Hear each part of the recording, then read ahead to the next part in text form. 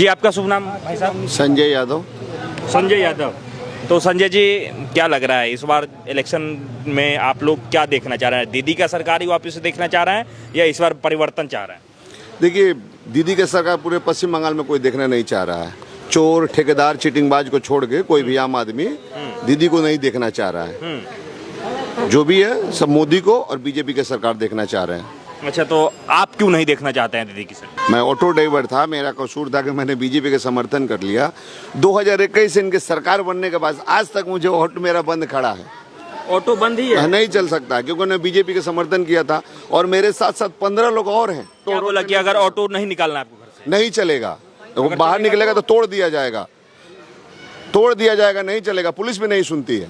14 महीना 2021 में हाँ, इलेक्शन के नतीजा आने के बाद हमारे घर पर हमला हुआ। उसके बाद जो है हमको मिल से बैठा दिया गया। बाद हम आपको क्यों बैठा गया? काम से क्यों निकाला गया? आपने भाजपा का समर्थन किया, आपने भाजपा को वोट दिया, इसलिए 15 साल से लगातार ममता बनर्जी को चुन रहे हैं ना लोग, 3 बार तो चुने हैं ना। यहाँ पर साइंटिफिक रेगिंग होता है, लोगों को वोट देने नहीं दिया जाता है। टीएमसी के बड़े बड़े नेता वोट एकदम रेगिंग करते हैं, एकदम खुला रेगिंग करते हैं। जी, आपका शुभ नाम भाई साहब? संजय यादव। संजय यादव। तो संजय जी, क्या लग रहा है इस बार इलेक्शन में आप लोग क्या देखना चाह रहे हैं? दीदी का सरकार ही वापस से देखना चाह रहे हैं या इस बार परिवर्तन चाह रहे हैं? देखिए, दीदी का सरकार पूरे पश्चिम बंगाल में कोई देखना नहीं चाह रहा है। चोर, ठेकेदार, चीटिंगबाज को छोड़ के कोई भी आम आदमी दीदी को नहीं देखना चाह रहा है। जो भी है सब मोदी को और बीजेपी की सरकार देखना चाह रहे हैं। अच्छा, तो आप क्यों नहीं देखना चाहते हैं दीदी की सरकार? दीदी ने किया क्या है भाई? करप्शन के अलावा क्या किया है बताइए? तो सब मुख्यमंत्री इंडस्ट्रीज लाती है ताकि रोजगार मिले। हमारे पश्चिम बंगाल से 8 साढ़े 8 हजार इंडस्ट्रीज चली गई। हम क्यों चाहेंगे उसको? हमको रोजगार चाहिए, भत्ता नहीं। अच्छा, हाँ। तो कह रही हैं कि बंगाल को हमने सोनार बांग्ला बना दिया। यहाँ पे जो उनका नारा है माँ माटी मानुस, वो कह रही है कि ये चीज़ें हम पकड़ के चलते हैं। बीजेपी आएगी तो यहाँ का ये जो स्लोगन है वो ख़त्म हो जाएगा, यहाँ का जो कल्चर है वो ख़राब हो जाएगा। मोदी जी बंगाल लूट के चले जाएंगे, जैसे उन्होंने बाकी राज्यों का स्थिति खराब कर दिया है बीजेपी वालों। ये सब आरोप लगाते हैं ना। एक बात बताइए, दीदी का परमानेंट एक स्लोगन बताइए। दीदी हर मोमेंट पे अपना स्लोगन चेंज करती हैं।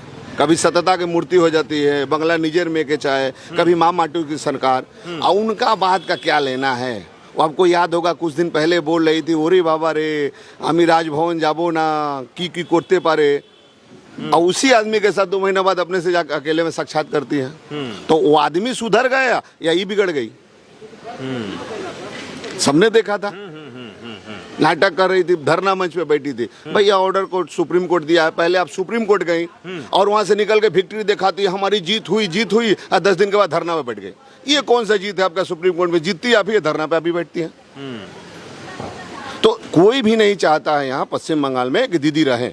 बस दीदी और भाईपों का और जो कुछ चोर लुटेरे हैं बस वही लोग चाहते हैं कि दीदी के बंगाल के अंदर अगर यदि हम देखें पॉलिटिकली मजबूती की बात करें, स्ट्रेंथ की बात करें, तो नरेंद्र मोदी और ममता बनर्जी में ज़्यादा मजबूत बंगाल के अंदर कौन दिख रहा है आपको? देखिए, सुनामी बोल के एक चीज होता है, ऊपर से दिखता नहीं है, लेकिन जब आता है ना तो अपना ताकत बता जाता है।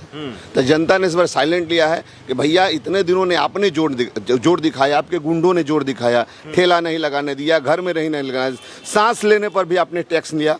तो भैया इस बार तो हमारी बारी है। बस जनता चुप है। जिस दिन हमारा वक्त आएगा, 2-3 महीने की जनता तो बेसब्री से इंतजार कर रही है कि मुझे मौका मिला और इसको विसर्जन दें हम।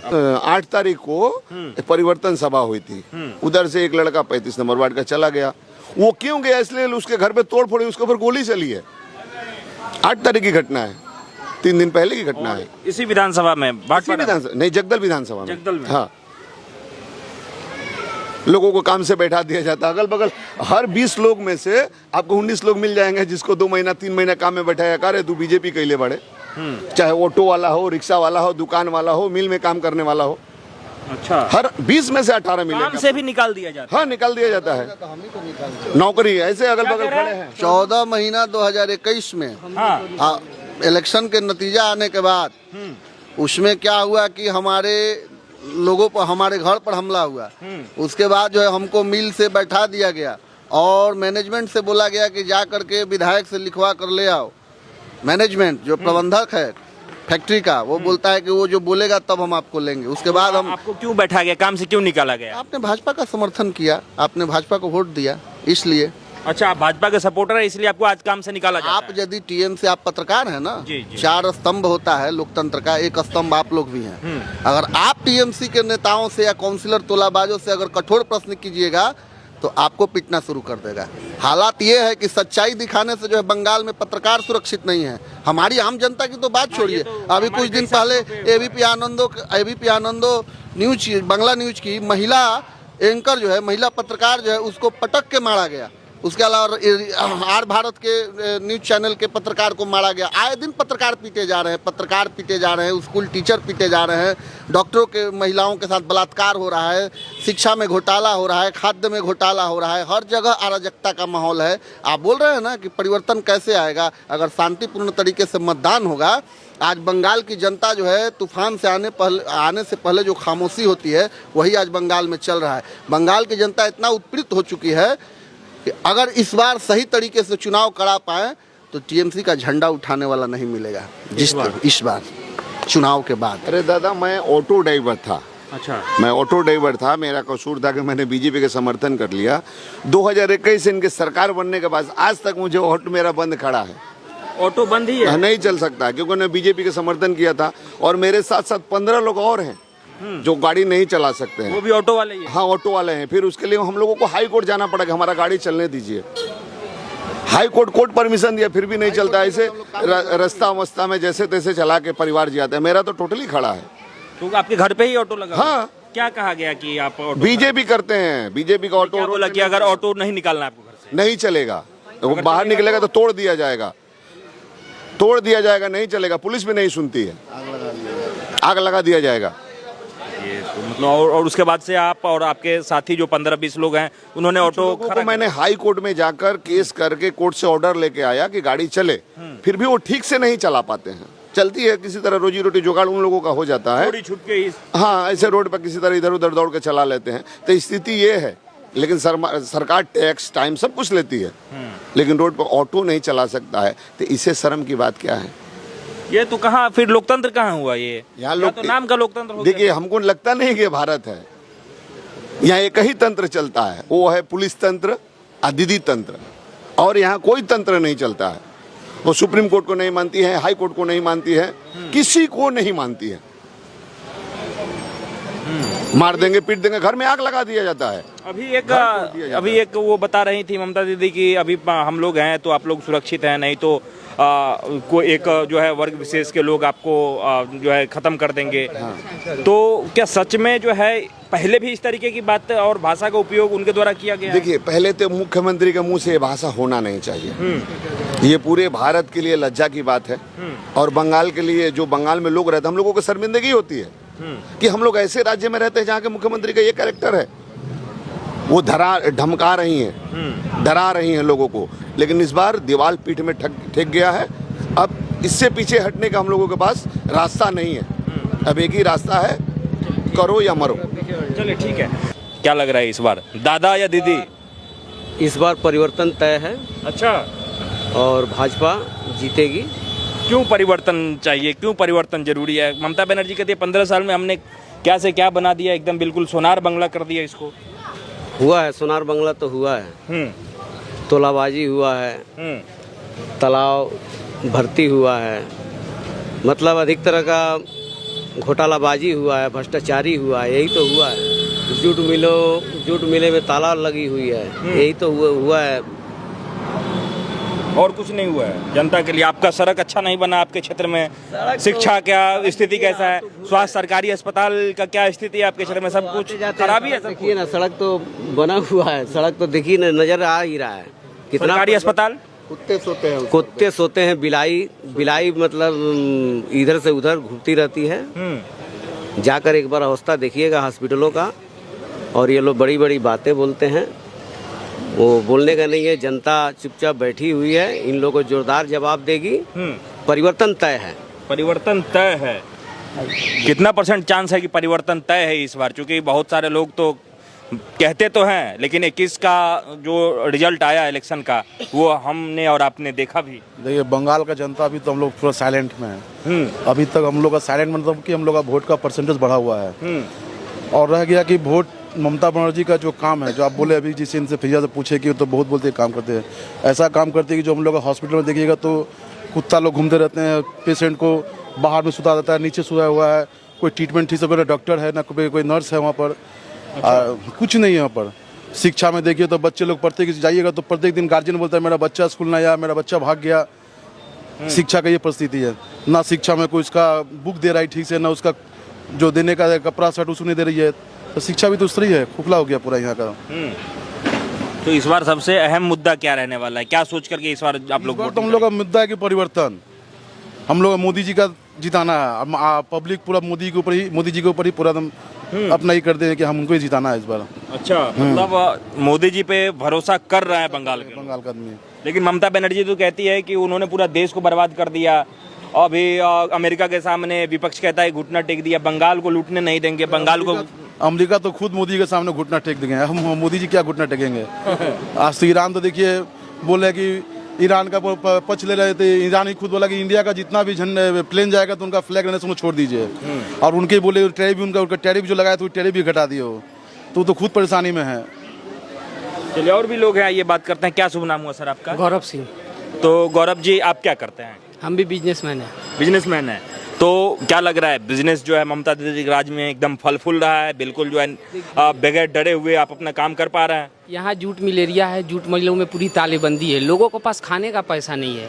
हमारा एक छोटा दुकान है, उस लोग आ ही नहीं रहे हैं। माने यहाँ पर लोगों का बेरोजगारी इतना चरम सीमा पर है। 2021 में ममता बनर्जी बोलती डबल चाकरी देंगे, लेकिन बंगाल में बेरोजगारी का आंकड़ा 1 करोड़ पार है। युवा साथी में 1 करोड़ लोगों ने फॉर्म भरा है। बताइए, ये तो अवस्था है। 2 चाकरी का 1 चाकरी तो दे ही नहीं पा रही है ममता बनर्जी लोगों को। एक रोजगार यहाँ पर सारे मिलों में तालाबंदी है, सारे मिलों में। तो तालाबंदी है, आप कह रहे हैं लोग परेशान हैं, फिर भी तो 15 साल से लगातार ममता बनर्जी को चुन रहे हैं ना लोग, 3 बार तो चुने हैं ना। यहाँ पर साइंटिफिक रेगिंग होता है, लोगों को वोट देने नहीं दिया जाता है। बहुत कम मात्रा में वोट देने पाते हैं। आपको कोई आके कहा कि वोट नहीं देना है? अरे हमारे सामने रेगिंग हुआ है। हम लोग कहते हैं एकदम, अरे पार्टी के आते हैं टीएमसी के बड़े बड़े नेता, वोट एकदम रेगिंग करते हैं, एकदम खुला रेगिंग करते हैं। क्या बोलते हैं? और जो केंद्र वाहिनियां रहती हैं वो खड़ी रहती है, वो कुछ कर ही नहीं पाती है। हमारा इलेक्शन कमीशन से यही अनुरोध है कि जितना कड़ा एक्शन हो इस बार चुनाव कराया जाए, जिससे लोग अपना मतदान का प्रयोग करें। उसके बाद भारतीय जनता पार्टी की ही सरकार बनेगी। उसके बाद भारतीय जनता पार्टी की सरकार बनेगी। तो एक बात ये हम जानना चाहेंगे, जो इस बार का इलेक्शन है उस इलेक्शन में सबसे बड़ा मुद्दा क्या रहने वाला है? शिक्षा, स्वास्थ्य, रोजगार, या नारी सुरक्षा, या फिर जो तमाम चीज़ें यहाँ कहा जा रहा है कि नहीं ये स्थानीय सरकार चुनना है या बाहरी चुनना है, जैसे कि बीजेपी को टीएमसी वाले बाहरी, क्या मतलब रहेगा? ये बताइए, श्यामा प्रसाद मुखर्जी तो पश्चिम बंगाल के थे, वो पश्चिम बंगाल के भूमिपुत्र थे। तो बीजेपी तो बंगाल की ही पार्टी है। कौन बोलता है? बीजेपी पश्चिम बंगाल की ही पार्टी है। श्यामा प्रसाद मुखर्जी पश्चिम बंगाल के ही भूमिपुत्र थे। तो हम लोग तो सब बंगाली ही हैं, और इस बार बीजेपी की ही सरकार बनेगी। ठीक है, तो आगे आ जाइए भैया, क्या कहना चाहेंगे इस बार बंगाल में? इस बार किसकी सरकार देखना चाह रहे हैं, या किसे सपोर्ट कर रहे हैं, किसे जिता रहे हैं इस बार आप लोग? ये तो जनता जनार्दन ही बताएगी इलेक्शन के टाइम कौन किसका सरकार बनाएगा। तो ममता दीदी के शासन से बिल्कुल खुश हैं आप? वो ममता दीदी जानती है उनका शासन में क्या हो रहा है। उनके शासन के तले लोगों को कुचला जा रहा है। कोई सत्य की बातें होती है उसको दबा दिया जाता है, असत्य की विजय होती है। यहाँ सत्य की कोई काम नहीं होती है। जो होती है 420 घटनाएं, 2 नंबरी घटनाएं, यही सब होती है। सत्य की कोई काम नहीं होती। आप बोल हॉस्पिटल देखिए, स्वास्थ्य देखिए, शिक्षा देखिए, ये सब बेकार है। अब बोलती हैं हम परिवर्तन, मतलब इतना रोजगार दिए। आप यहाँ से पश्चिम बंगाल में 106 जूट मिले हैं, जिसमें सभी बंद है, एक भी खुली नहीं है। जहाँ कम से कम 3-4 करोड़ लोग काम करते थे, अभी लोग सब बाहर भाग जा रहे हैं। यही तो हमारे पश्चिम बंगाल की अवस्था है। पहले लोग बाहर से पश्चिम बंगाल आते हैं, अब लोग पश्चिम बंगाल से बाहर जा रहे हैं। ये स्थिति है। आपसे बात हुई थी भैया? क्या नाम हुआ आपका? मेरा नाम पिंटू कुमार साहु है। तो पिंटू जी, क्या लग रहा है किस मुद्दे पे इस बार इलेक्शन होने जा रहा है, और आप कैसा सरकार देखना चाहते हैं इस बार? देखिए, इस बार तो पश्चिम बंगाल में डबल इंजन की सरकार बन रही है। ये लगभग तय है। क्योंकि हम लोग खुद आम जनता हैं और जितने भी यहाँ पे टीएमसी वाले लोग जितने भी यहाँ पे घटनाएं किए हैं, ये शिक्षा हो, स्वास्थ्य हो या फिर हमारे जूट मिलों में जिस तरह से आज तालाबंदी है, जैसे कि बताया हमारे एक भाई ने कि आज जूट मिल का अवस्था बहुत ही ख़राब है। क्योंकि यहाँ पे टीएमसी वाले लोग कॉन्ट्रैक्ट चलाते हैं, अपने लोगों को कॉन्ट्रैक्ट देते हैं ज़बरदस्ती। यहाँ पे जो पीएफ होल्डर, एसआई होल्डर जितने लोग हैं उन सभी को काम से वंचित कराकर अपने कॉन्ट्रैक्ट चलाते हैं और अपनी दलाली, जैसे बोले कि साइकिल चलाने वाले आज 5 तल्ला बिल्डिंग बनाए हुए फॉर्च्यूनर पे घूम रहे हैं, सोना का चैन और आईफोन तो एक ट्रेडमार्क हो गया उन लोगों का। और रहा बात हॉस्पिटल का, तो हॉस्पिटल हमारे भाटपाड़ा जनरल हॉस्पिटल जो है तो उसमें जो बेड पे है वो कुत्ते सोते हैं और बिलाइयाँ घूमती हैं, वही डॉक्टर और नर्स का लगभग काम करती हैं। हमारे विधायक जी जो यहाँ के सिटिंग विधायक है उसमें 35 लाख में 2 मशीनें दी थी, एक अल्ट्रासोनोग्राफी मशीनें दी थी और एक एक्सरे मशीनें दी थी। इन लोगों को विकास देखा नहीं जाता है।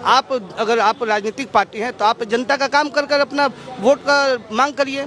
वो 35 लाख में 2 मशीनें दिए, एक है अल्ट्रासोनोग्राफी जो बहुत मुश्किल से उनको ये बोला गया कि आप उद्बोधन नहीं कर सकते हैं, आप भले दीजिए लेकिन आप इनका उद्बोधन नहीं कर सकते। हमारे विधायक जी जो यहाँ के सिटिंग विधायक है वो कह रहे हैं ठीक है, हमें जनता का काम से मतलब है, हमें उद्बोधन लेके कोई क्रेडिट नहीं लेना है, ये जो फंड का पैसा है ये एमएलए फंड है, ये हम ही लोगों का कर दिया हुआ पैसा है। तो अल्ट्रासोनोग्राफी मशीन चालू हो गई, लेकिन आज 2 वर्षों तक एक्सरे मशीन जो 17 लाख रुपए की है वो एक्सरे मशीन आज तक भाटपाड़ा जनरल हॉस्पिटल में चालू नहीं हुआ। वो पड़े खराब होने पे तय है, क्योंकि वो लोग सोचते हैं कि अगर ये सभी लोग ये सभी चीज़ें काम करने लगेंगी, जनता के पास ये सभी चीज़ें पहुंचने लगेगी काम की चीज़ें, तो कहीं ना कहीं यहाँ विधायक जी की तरफ लोग चले जाएंगे। लेकिन भाटपाड़ा के लोग हमेशा से बीजेपी के तरफ में रहे हैं और इस बार भी बीजेपी की तरफ ही रहेंगे और पश्चिम बंगाल में लगभग 170 से 80 सीटें हम लोग 100% जीत रहे हैं। ठीक है, जैसा कि आपने कहा था कि यहाँ इस बार बीजेपी की ही सरकार बनेगी, अगर मान के चलिए, अगर मान लेते हैं कि बीजेपी की सरकार बनी तो मुख्यमंत्री के कोई चेहरा है या फिर कैसा मुख्यमंत्री चाहिए? बहुत सारे लोग तो कहते हैं अगर यदि बीजेपी में मुख्यमंत्री का चेहरा होता भी है तो वो तमाम अब योगी मॉडल के ऊपर ही खड़े होते हैं, योगी जैसा ही काम करना चाहते हैं। तो क्या बंगाल के अंदर भी योगी मॉडल की मांग हो रही है? बिल्कुल योगी जी का ही मांग हो रही है, लेकिन योगी जी चूंकि उत्तर प्रदेश के मुख्यमंत्री हैं तो यहाँ पे हम लोगों का मांग होगा शुभेंदु अधिकारी जी, कि वो बहुत जमीन से लड़ रहे हैं, जबकि वो भी तृणमूल कांग्रेस के थे, लेकिन अभी बीजेपी में आके उनके आने से बहुत ही ज़्यादा बदलाव हुआ है, बहुत ही ज़्यादा मतलब छुपे हुए लोग, नवयुवक लोग उठकर सामने आ रहे हैं। तो हम लोग शुभेंदु अधिकारी जी को ही चाहेंगे। अच्छा, तो योगी मॉडल की जहाँ तक बात होती है तो लोग कहते हैं कि ऐसे नेता की क्या काम है, ऐसे नेता नहीं चाहिए समाज को जो लगातार हिंदू मुस्लिम करते हैं, बुलडोजर चलवाते हैं, इनकाउंटर करवाते हैं, समाज में मतलब आलोचना करते हैं योगी मॉडल का लोग। आपको क्यों अच्छा लगता है योगी मॉडल? योगी मॉडल इसलिए अच्छा लग रहा है कि आजकल ज़्यादा न्यूज़ बाहर नहीं आता है, लेकिन योगी जी कोई भी ऐसा कांड देखते हैं, हिंदू मुस्लिम का हो या लड़कियों के साथ कोई भी मतलब कांड का, वो एनकाउंटर करवा देते हैं या पैरों में गोली मरवा दे रहे हैं। आज से कुछ दिन पहले ही गोलाबाड़ी में एक कांड हुआ है, मुस्लिम युवक ही मुस्लिम को सरेआम गोली मार दी गई है। वो तृणमूल के लोग थे, लेकिन उनको अभी कोई सजा नहीं सुनाई गई। शायद हो सकता है जेल में उनके लिए अच्छी तरह से खातिरदारी हो रही है, लेकिन यहीं अगर योगी जी रहते तो उनका एनकाउंटर करवा देते। अच्छा, जी, इसीलिए हम लोग योगी जी को ही चाहते हैं। क्या नाम हुआ आपका? मेरा नाम विनोद कुमार पासवान है। तो विनोद जी, इस बार बंगाल के अंदर क्या चाहते हैं आप? कैसी सरकार? परिवर्तन चाहता हूँ मैं। परिवर्तन? हाँ, मोदी ऐसा सरकार तो मतलब परिवर्तन के जगह मतलब हम ये कह रहे हैं कि परिवर्तन क्या मतलब कांग्रेस को वोट देंगे या बीजेपी को वोट देंगे? आज हमारा देश कितना पिछड़ा था, सभी देशों ने मिलकर ताना देता था।